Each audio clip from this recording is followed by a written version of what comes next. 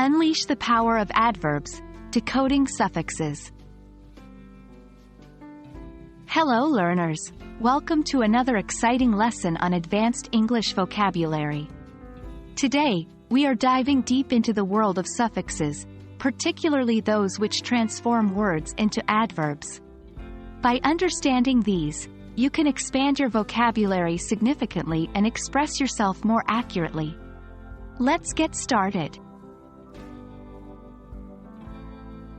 Before we start analyzing suffixes, let's do a quick recap.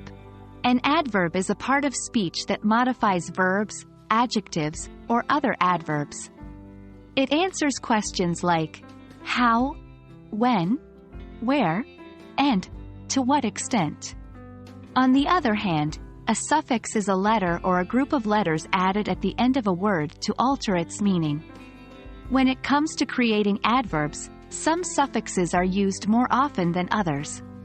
Today, we're focusing on those.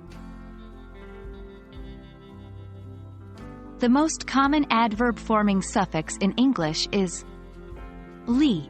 It can be added to adjectives to form adverbs.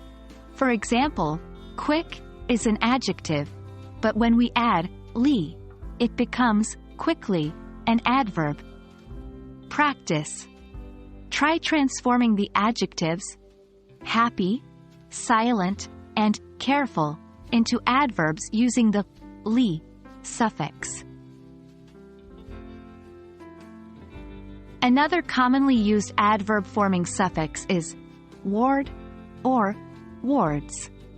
It generally gives the sense of direction or manner. For example, forward, homeward, upwards. Practice. Try using the words backward, inward, and onward in a sentence. Our third adverb-forming suffix for today is wise.